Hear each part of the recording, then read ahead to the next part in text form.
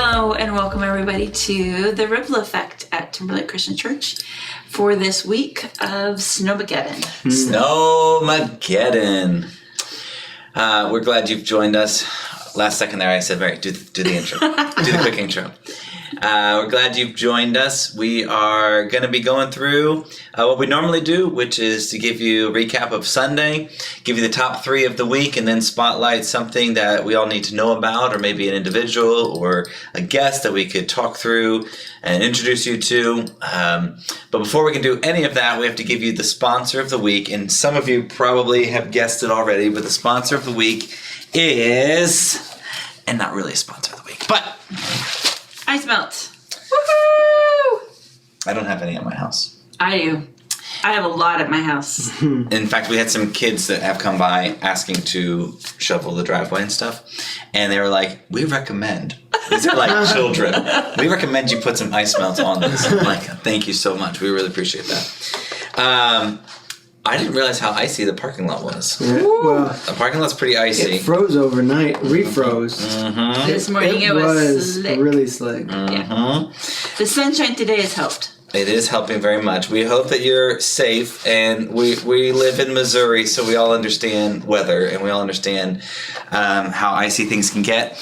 But we hope you have some ice melt. We're going to talk about weather and the policies at Timberlake, and what we're going to do this weekend is going to be just a little bit cold.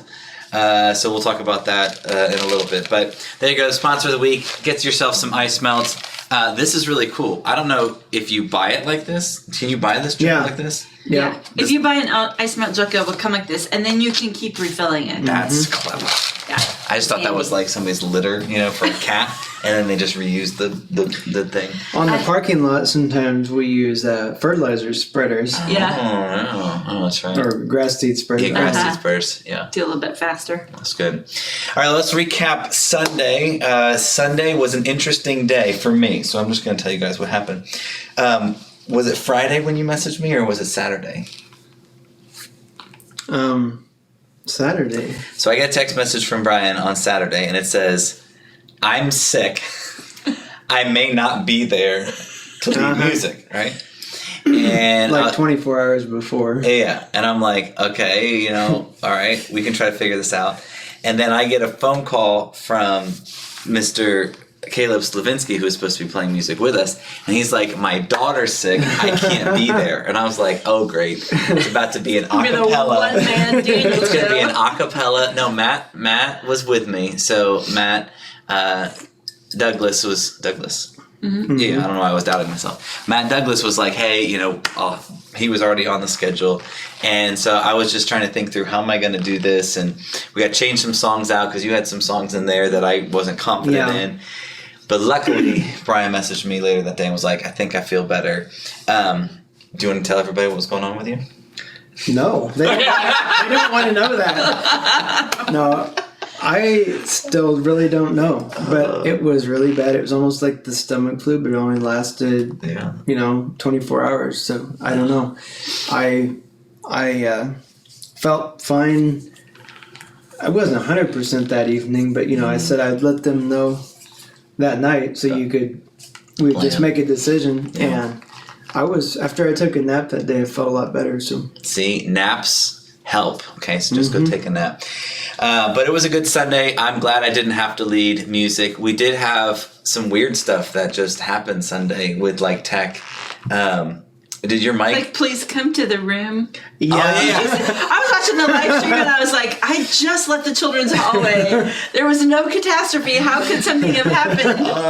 Yeah, it almost looked like, so first service on the screen, if you weren't there, it just in the middle, it says, please come to room. Yeah. And that was it. And it looked like, if you've ever been to churches that call or put a message up to warn the parents, be like, hey, your child 259 is really, being a terrorist and needs to get out of here.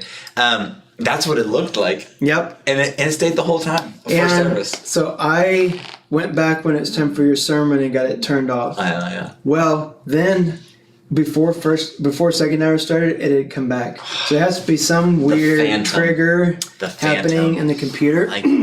But we've never used that feature, but it has a blank, like you can put a name, like, J. Sevitz, comma, please come to room, and then there's a blank, you could put, 201, Yeah. whatever. That's so funny. And so it had a comma, please come to room. That's it. So if I ever want to put like a secret message that has to be up there and just random messages, it was funny. I thought it was funny, but that happened. Your microphone cut out or something during the first song or something like that. It looked like it was on, and the light was on, but it wasn't really on. So I just turned it off and back on, and it worked. Yeah. I actually like it when stuff like this happens. I love a good service that flows and nothing wrong happens and everything goes the way you think it's going to go. But every now and then, I think it's a really good reminder to not take ourselves too seriously. When the lights flicker or the microphone goes out or something like that happens. I just don't want my fly to be down. That's just one thing. So please make sure that doesn't happen. On Sunday, I thought you said the weird thing was going to be the Psalm 47 sung to the tune of I like that. I love that one. People said they loved it. Yeah, I thought it was great. But it just is. We use that metrical psalter now, like once every couple months. None of the tunes for that psalm were something that people would even know. Or most people wouldn't know them. Yeah. No, I thought that was great. So we started our Rewind series, and we talked about our core values. And they are, if you forget them, their banners are on the wall in the main room, so you can look those over. Mary, did you have anything interesting happen Sunday? No. Let me think through all of these children. Okay. They're loud. No, I was loud. I think in my hearing, I don't know. It seemed like they get louder, and maybe the colder they're not out as. I don't know. I was pleased at how many kids. I know we're only a weekend, but we're doing their Bible reading and could even answer questions from the week. Nice. So, like from the actual reading. Oh, good. Are you doing that? Are you like quizzing them? Every now and then, just kind of keep them on their toes. Oh boy. Better start doing it a little bit more discipline now. If you missed anything that happened, you can go to tlcc.church or the Facebook page and catch the services. I thought they were great services. I thought it was a good reminder for the core values and a great way to kick off this year. To think about what are we building our lives on, the foundation that we build our lives on. So I thought that went really, really well, even with some of the snafus and technical difficulties. Yeah, some of the silly things that remind us we're human, and all those things are just tools, and sometimes they work and sometimes your tools don't work. All right, let's move on to the TLCC top 3. Brian, what do we need to know about coming up, the announcements, and some of the things coming up this week? Yep, we have our men's second Saturday on this Saturday. There's a warning. Yeah. It's supposed to be very, very cold. Yep. So. And maybe snow again Friday. Maybe snow again. Where I'm committing to being here. 7:30 Saturday. And so if you want to venture out, you think you can handle it, you be here too. If something happens, like the parking lot cannot be bladed, or it's a sheet of ice, we'll post it on here at Facebook. We'll try to put it out there and let you know we're not having it. But we're going to plan on still having it. Then, next week, Wednesday nights start again. Yes. So the 17th, 6:30 p.m. And I'm actually, usually I enjoy the break. I'm ready for them to start back up. Because this year we went a little bit, not necessarily later than we usually do, but it feels later. And I'm ready. I think I'm ready for them to start back up. Yep. Are you ready? I'm always ready. I'm ready. I was born ready.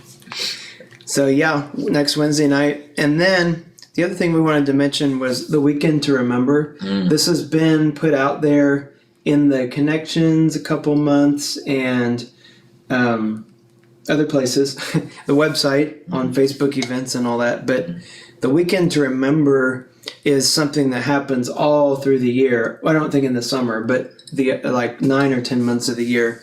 Family Life puts it on in all communities across the United States.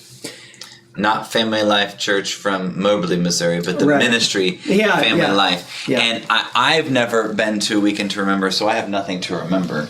But Brian, you have been to a Weekend to Remember. Tell us, what is it, what do you do, and why should people go? So Jess and I went to one in October, and we went out to Raleigh, North Carolina, just because we wanted to go to somewhere different. They wanted to get away. Our 15th anniversary was that summer, and we didn't get to go anywhere, so we went away.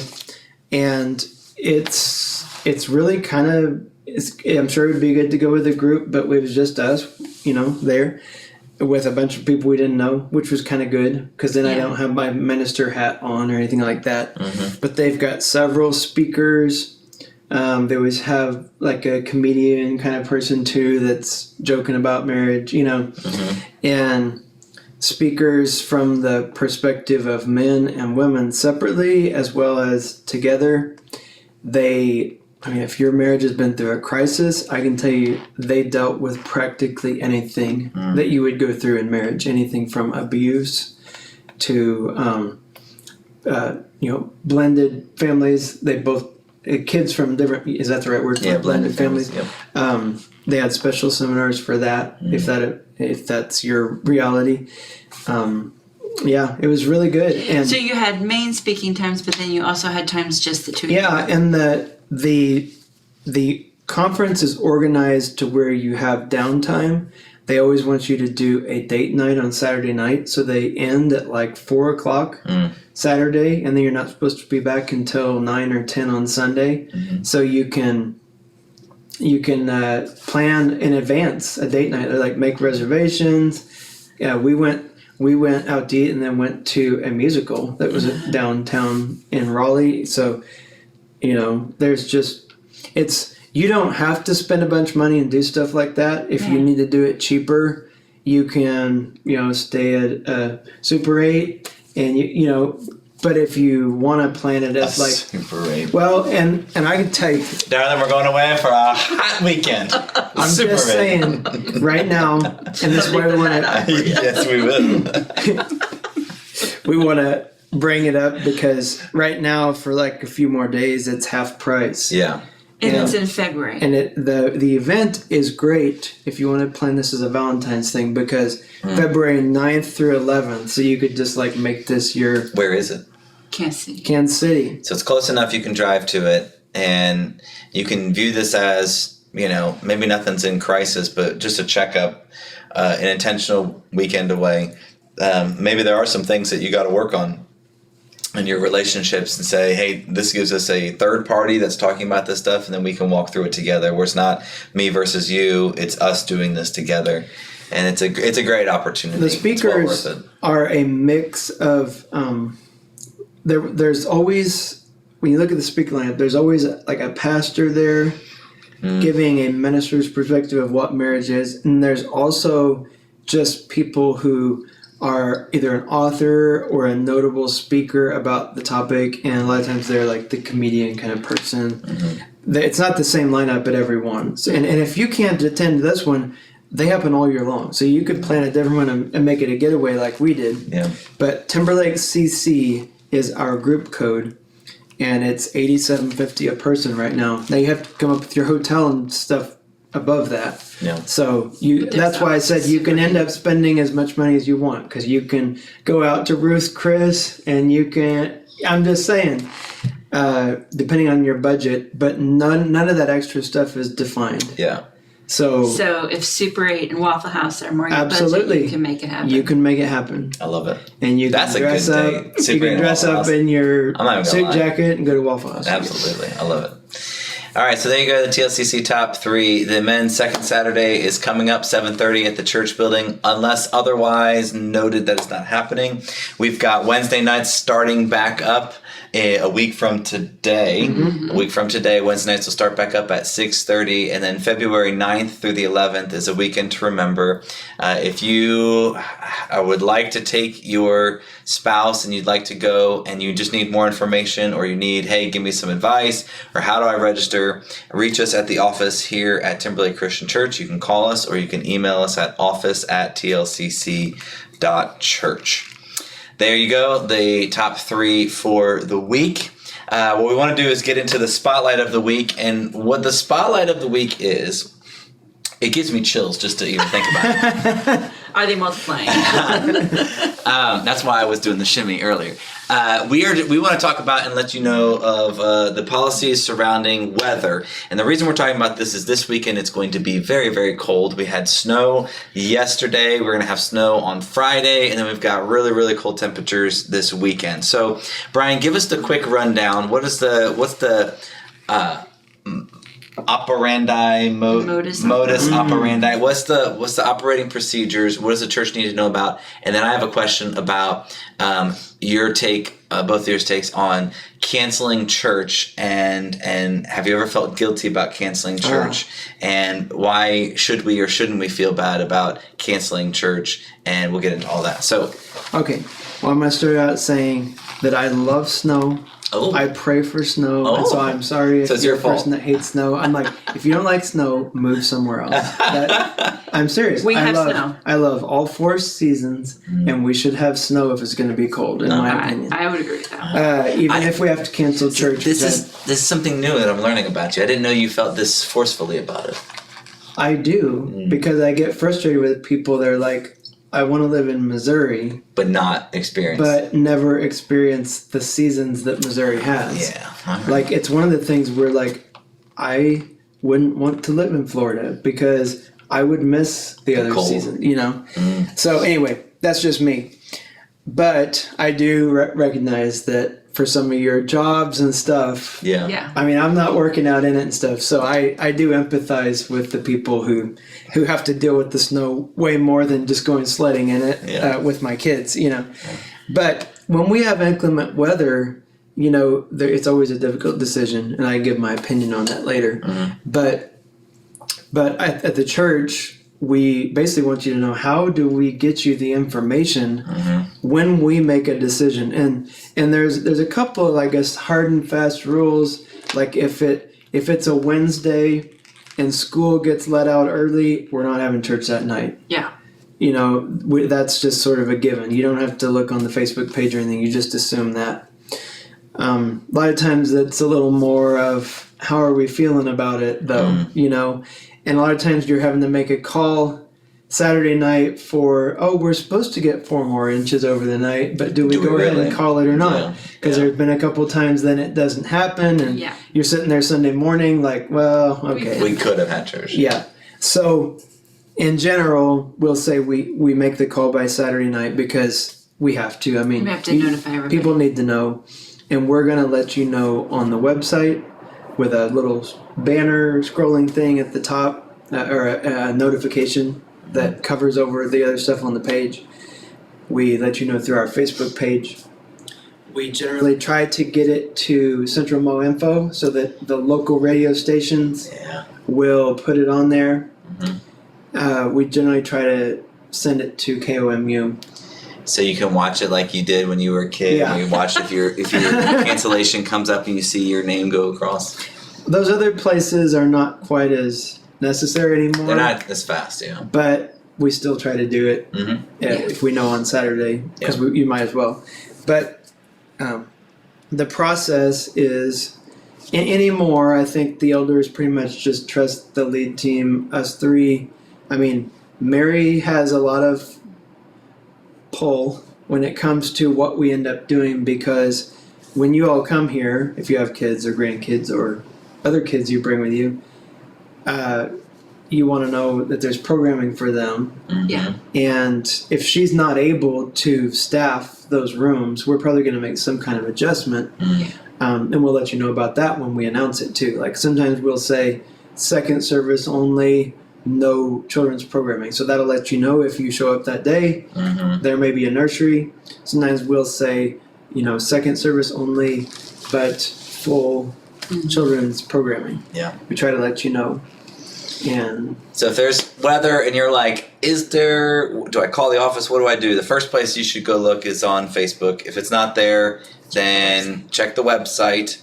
And if you don't see anything on the website, then you can assume everything's operating as normal. Well, and we email it. We send it out. You on can email. also then check your email to see if you got anything. Usually, if we do one, it's going to be all of them pretty simultaneously happening. So, and I would say most of the time, 95% of the time, we do not cancel them completely. Right. If we cancel first hour, and we still have 10:45. That gives us a little bit more time to get the roads clear, gives us a little bit more time to get the parking lot clear and salted and shoveled and all those things. So in general, we may cancel part of a Sunday, but we would still have a service. Yeah. In general. And I've always liked the having the second service for those who can make it. Okay. Yeah. It's always a debate or dilemma. There's always people, because we're the decision makers, leaning on us to be everybody's babysitter. I've always been on the side, that's not our job. Yeah. It's your job to be responsible for your own self. And know what you can do safely. Now, there are rare cases, and it's like in the last couple of years we've had one of these, I feel like, where that Sunday where there was just ice, every road was ice. Nobody should be getting out. Our parking lot was like literally a skating rink. Yeah. We canceled. Yeah. You know? See, now this is where we got to get into the philosophical discussion about why you should feel guilty every time you cancel church and why it's the worst thing in the world to do. And I'm saying that being silly, but is there any sort of like, guilt or pressure that you should feel to always, because there are some people who, if the doors are open, they're going to be here. Absolutely. And I grew up in a family like that. I grew up in a family where, if the church was happening, we're not going to be missing it. And so I've always had a lot of like, I don't know, it just feels like you should always have some sort of service available. And, but then there's another side of me that's like, how special is it to have time? For me, I've got kids at home, so how special is it to have the time at home? You can have your own little service in the house because, we went through a whole period of time where that's what you did. We had online church, but you had time at home. So have you ever felt guilty about not having services? And then what should people feel if the doors are closed or they're open and they feel like it's not safe for me to get out and I feel like I'm messing up right now? My mother would be here. She would crawl. She'd scoot on her butt on the ice. She'd just be sliding all the way down. And this is because she felt like that gathering together to have the Lord's Supper and to fellowship together to pray was a mandate, not a suggestion. Yeah. It was a do this. Yeah. This is part of that fellowship and that communion. But we do take that into effect that it's not always safe. It's not safe to be on the road. We would rather have you at home, warm and safe, watching on your TV or your device or listening to it on Facebook than in a ditch, freezing over, waiting for a tow truck. So I too grew up if the church was open, we were there. Yep. And I do like that because I know there are people who live alone, who work and are isolated. And so this is their family contact. Yeah. Not just with God, but with each other. Yep.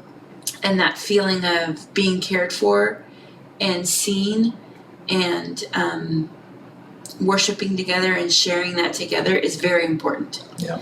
And so I think that's why we err on the side of having one service instead of no service, if it's possible. Yeah. But if you live in the country and your gravel roads are ice, it's dangerous, we would far rather have you stay home and be safe than to put yourself or somebody else in danger coming to meet with us. I agree with that. And even the streaming and things have made it a little easier because now we went out. Okay, if this coming Sunday we had to cancel everything for some reason, probably not going to have a full-blown service with music and everything. Yeah. But I said, I'm preaching. I actually got it done early. I'm excited to preach. I'm like, I'll be streaming my face in my recliner at home preaching or something. I mean, we can put something out there for you. We can give you a little communion thought or something through Facebook that for 90% of our people, they'll be able to get that. Not every single person in our church, but the ones that can't won't be listening to this right now. Most people can get it somehow. Yeah. And I think that's cool too, because one of us can do that from our house. Mm-hmm. And we don't, if it's not safe for us to get out, we can. If I'm being totally transparent, as the business guy, you just always want to keep the place open. You want to, I used to worry about offering. Well, I've kind of over the years figured out offering is a form of people's worship, and if we cancel 1 week, it's not going to make it. I mean, they'll make it up some other time. They'll mail it in, whatever. But that used to be a concern. That used to be a discussion we had. Mm-hmm. I feel like COVID changed a lot of that because people got used to giving in other forms or making it up later or watching online. So those aren't as big of concerns anymore. I just always feel like the times we've canceled when I was growing up or growing up, it was country church. So that's a little different. Shouldn't be on that road, when it's that bad. But if we cancel now, and I go out in town, we see church people eating out, we see church people at Walmart, and we see church people anywhere and everywhere. So if they can go anywhere else, we're going to have our doors open, and it's on you. Yeah. I mean, it's not Walmart's fault if somebody comes to get a gallon of milk and goes in the ditch. It's not our fault if somebody, decides to venture out and get your own insurance is what he's saying. I'm just saying, but that's a lot of times the argument why we have to close. I'm like, it doesn't prevent anything else from continuing to function. Yeah. It's your responsibility. Yeah. The other thing too with Timberlake and Union Avenue saying we're going to try to have at least one service. Mm-hmm. I do feel like it also provides an option for people at other churches who, if maybe they don't have the same abilities, they close, or people who travel for church and those close. Mm-hmm. Often, we do have a few visitors or people who regularly go somewhere else who are like, I'm grateful you had an option. Something. Yeah, it used to be, those would be the days that we see these professors from the college. We never see them, but their little country church canceled and we see them on the snow day. Yeah. Well, I think it's important to remember what church is. And, when Jesus, the example we see in the early churches that they met on the first day of the week, but they did so as a commitment and they did so to support one another. But church is more than just, okay, I went to this time and place and we did this stuff and now it's done. Church is the family of God, worshiping God and supporting one another. And that can happen in many different ways. Mm-hmm. And I think that sometimes that guilt or that, hey, I'm not there at this specific time, then maybe I'm doing something wrong. For some of you, you're not able to get here every Sunday. Some of you are still in maybe transitioned to nursing homes. You've transitioned to places where you can't go every week. That doesn't make you any less a part of the church. And so the reminder is it's much bigger than just what happens on a Sunday morning. We cherish and value that time because it is a holy time. But I think the reminder is just it's much bigger than one day. So with all of that being said, whatever happens this weekend, be on the lookout for it. Any decisions that are made with trepidation and prayer and with trying to do the best for everyone. And we just pray that you all will understand, and most of you do, and I think we'll be okay. Let me give you the blessing of the week as we leave our time together. It comes from the book of Psalms chapter 34. And I mentioned this earlier today, but I was just thinking about the peace that comes through Jesus. And Psalm 34 says this. Come, O you children, listen to me. This is Psalm 34, verse 11. I will teach you the fear of the Lord. What man is there who desires life and loves many days that he might see good? Keep your tongue from evil and your lips from speaking deceit. Turn away from evil and do good. Seek peace and pursue it. In other words, do what God has asked you to do. is seeking peace. And the result of that is verse 15. The eyes of the Lord are towards the righteous, and he hears their cry. The face of the Lord is against those who do evil. He cuts off the memory of them from the earth. But when the righteous cry for help, the Lord hears and delivers them out of all of their troubles. He is near to the brokenhearted, and he saves the crushed in spirit. Many are the afflictions of the righteous, but the Lord delivers him out of them all, and he keeps all of his bones. Not one of them shall be broken. And the reminder is the peace that's available in Jesus comes from pursuing him and trying to do what is right. So seek peace, pursue it by doing what God's asked you to, fearing the Lord, keeping your tongue from speaking evil, and doing what you know to be right. There is a lot to worry about in this life. There's a lot to worry about just in this weekend, about the weather and all the stuff that's going on. But true peace is available when we pursue God and try to do what is right in his eyes, and trust that he is the one that will sustain us.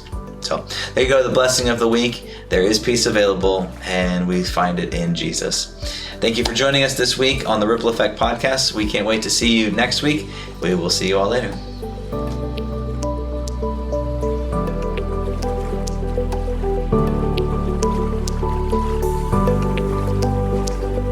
Thank you.